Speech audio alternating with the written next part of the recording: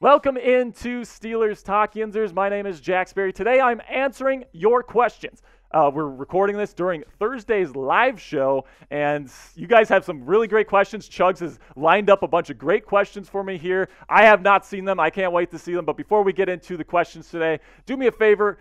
And click subscribe for me. Click that subscribe button and turn on notifications. It is going to be the best way to get your Steelers news and rumors this offseason. Every time the Steelers make a cut, every time they make a signing in free agency, or if you want Steelers mock drafts, this is the channel for you. Make sure you go subscribe and turn on notifications right now so you can get all of the Steelers updates this offseason.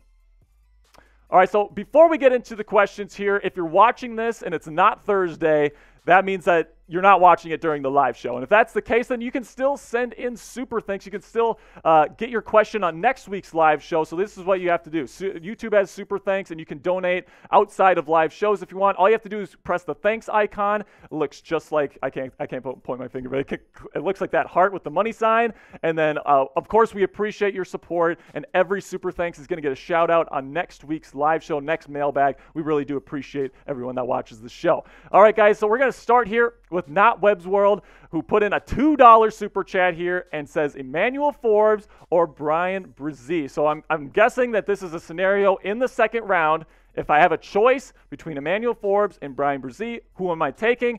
Not knowing who the Steelers take with the first round pick, I'm going to take Emmanuel Forbes. Like Bryan Bresee, he's a good fit for the Pittsburgh Steelers. He's somebody that if he hits, he's going to be a really good player in the NFL. He's got great athleticism, all these different things, but he is definitely a bust candidate. He's somebody that did not have the production in college to really, in my opinion, warrant a high first-round draft pick. I think he's probably going to fall somewhere after pick 15, second half of the first round, and then he might even slip into the second round if his interviews don't go well. But Emmanuel Forbes, I think, is somebody that's going to be a really good player for the Pittsburgh Steelers if he gets drafted, right? With the great pass rush that the Steelers have, putting quarterbacks under duress. Emmanuel Forbes has some of the best ball skills, and he really seeks out interceptions. He's an interception machine. He had 6 interceptions last year, tied for third in FBS last year. He's somebody that's one of the best pick artists in college football, or at least he was, and I think that he can do the same in the National Football League. He's a little bit undersized, maybe, but I think he's going to be a really good corner in the league, so if I have to choose between these two candidates, I'm going Forbes all day long. All right, now next question comes from Matt Hyde, who asks, say Omar Khan gets his guy at 17. Do they trade the 32 pick for draft capital? They will be sitting on the first pick second day for 24 hours. So here's the thing with having the first pick in the second round. I think, when you have your draft board, you have certain guys that have first round pick value on there. And usually teams in the second round, what they hope happens is that one of the guys that they have a first round grade on slips to the second round. And the chances of that happening for the Steelers is pretty darn high, being at the top of this list. So, some teams might have 15 players with the first round grade. Some teams might have 20, right? The Steelers are going to have a certain amount of players that they feel are first round values. And I feel like at least one of those players is going to fall to number 32, first pick of the second round. And, if you feel like you're getting a value for somebody, if you have a first round grade on somebody and they're there for the taking at number 32, I don't think you want to trade that pick away. I think you want to take that player that you think is a value. So I don't think the Steelers are going to trade out of number 32. I just don't think that they will. I think that they will get whoever they want at number 17. I think they're much more likely to trade back from 17 than at 32 because they're going to have their number of guys that they have first round grades on. One of those guys is probably going to make it to number 32. They're going to probably take him. I don't think they're going to trade out of number 32 personally. Next question comes from Dixie Normus, nice. Cut Myles Jack and bring in Wagner.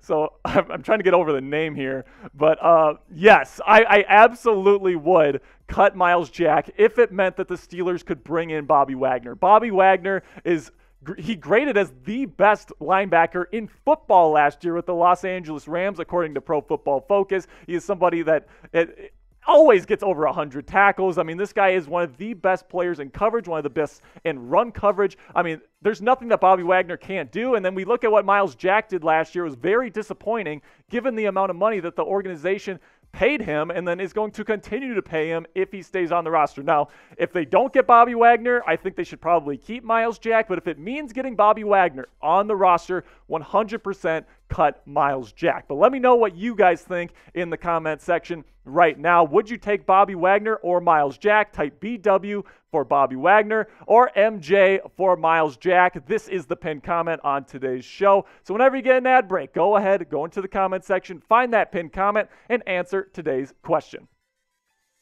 So a $5 super chat here from Not Webb's World, and he asked, Will Anderson said Darnell Wright is the best offensive line he went against in this pressure on Mike T to draft him with 17. So I think that there is pressure on the Steelers to take a tackle at number 17 for sure. I think that most Steelers fans agree that the Steelers offensive line needs another piece, and most fans would say that piece is left tackle.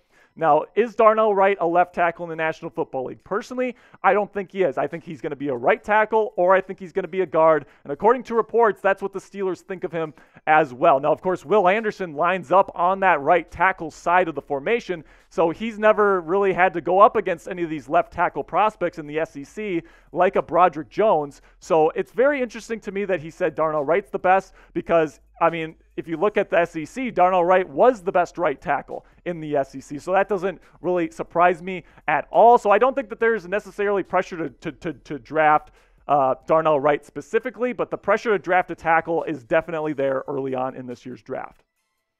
So now next, do you like Wendy's? I know where this is going. And he asks, would you trade for DeAndre Hopkins?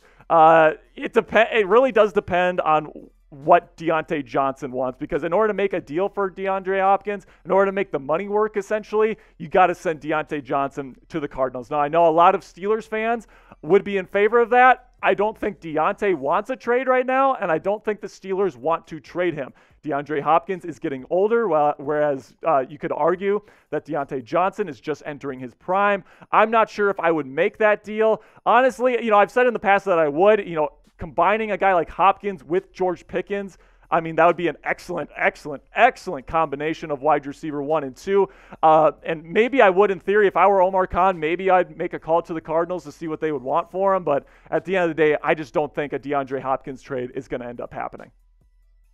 Next question comes from Caleb Ebel, who asks, "What do you look to draft a corner round 1?" So, I'm wondering what he's asking here. What do you look to draft a corner round? So I think he's asking, what do you look for to draft a corner in round 1? I'm looking for a complete cornerback prospect, somebody that has the speed, somebody that has the length, somebody that has the poundage, somebody that has good tape. You need to kind of take in all of the aspects of a player and kind of combine them. And, you take a look at a guy like Christian Gonzalez, who has literally everything that you want. He's probably going to be a top 10 pick in my opinion. But then you got a guy like Kelly Ringo, right? Somebody that has all the physical tools to be a really great cornerback in this league, but his tape isn't as good. So you have to take into account all of these different variables. And then, you have to be pretty darn good in just about everything, in my opinion, to be a top cornerback prospect in the draft. And then if he's asking which corner would I want to take in round 1, number 1 on my list would be Christian Gonzalez. That he's the number 1 corner, in my opinion, in this draft class. He's got the speed. He's got the versatility to play in the slot if you want. He's got the length. He's got the ball skills. He had 3 interceptions this past year, 3 or 4. I can't remember which one. But, Christian Gonzalez is my top guy. So however you wanted that question to go, I kind of answered it both ways for you there, Caleb. Next up on today's mailbag comes from Allie. Okay, I know this name. Allie Durout. What Steelers will have a breakout season? So I think that next year there's a bunch of Steelers that could have breakout seasons. So George Pickens is somebody that I'm fairly confident is going to ascend to star status in the National Football League next year. And then you got guys like Calvin Austin III coming off of injury, very dynamic player. Hopefully he can ascend and become that true wide receiver 3 for the Steelers in the slot. Then you got guys like DeMarvin Leal, someone that's a very, very versatile defensive lineman. Mike Tomlin's going to be able to use him in a bevy of different ways. Defensive end, defensive tackle. He can pretty much do it all, which is something that I really like about DeMarvin. And then guys like Mark Robinson, somebody that's a thumper. If he can understand, if he can really get a grip of the Steelers' concept of their defense, if he gets better in pass coverage, he's already great in run coverage, in my opinion. He just needs to get a bit more disciplined. He needs to get better in pass coverage. If he does those things, he's going to be a really good linebacker in the league as well. So I'll go with those guys. And then, of course, Kenny Pickett, the quarterback, could break out as well. But name somebody in the comments section right now. Who is your breakout player for the Pittsburgh Steelers next season? For me, I listed quite a few names there. For me, if I have to pick one, it's going to be George Pickens. But let me know who your breakout player is in the comment section right now. All right, so now there's another one from Do You Like Wendy's, who asks, Steelers sign OBJ.